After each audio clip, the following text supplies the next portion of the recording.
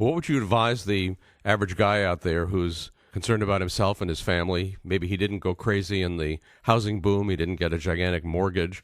But he wants to know, what to do now. Well, I'll tell you what I do. We don't give investment advice. I buy gold. It's the only thing I don't believe in. This is a global meltdown. This is a global economic crisis.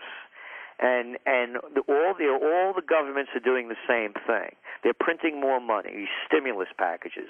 They're using 1930s models for a 21st century problem. It's insane.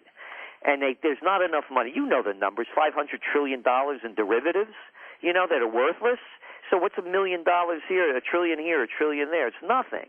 So they're printing money and making it worthless. So I buy gold. I'm armed and protected.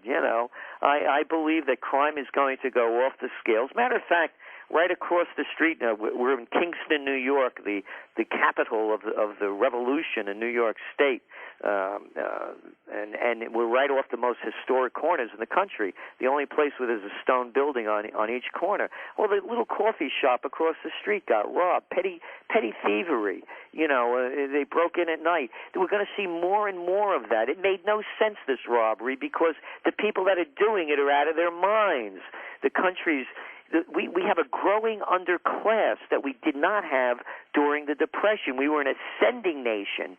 You look at the numbers, and I'm certainly not a classist. I'm a guy that grew up in the Bronx, but you look at the numbers, and you have graduation rates under 50% in high school graduations in major cities.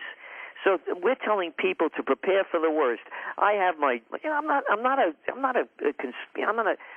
survivalist in the crazy sense. I'm a close combat practitioner, and so I have my dried fruits to last me for 2 weeks and water for 2 weeks in case something really, really extraordinary happens.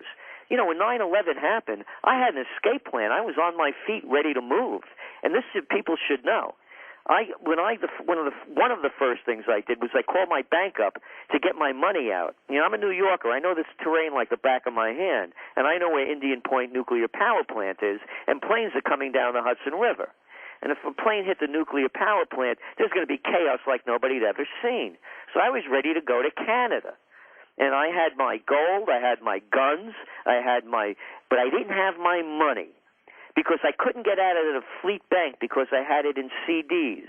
And when I wanted it wire transferred to my local bank, they said, "We're sorry, Mr. Celente, CDs are financial instruments, and Wall Street is closed." So people should know that if there's a bank holiday, they're not going to get their money out. If they have CDs, they're really not going to be able to get them out. So we're saying to people, it doesn't cost anything to take protective measures. It takes nothing to be alert, to do things that are going to preserve your wealth. And so those are the kind of things that I recommend. Gerald Celente, thank you very, very much. I want to urge everybody to take a look at trendsresearch.com. And I certainly agree with Gerald's points about gold, guns, and having some cash in your own possession outside the banking system. Gerald Celente, thanks a million. Thank you. You've been listening to The Lew Rockwell Show. Produced by LewRockwell.com, the best-read libertarian website in the world. Thanks for listening.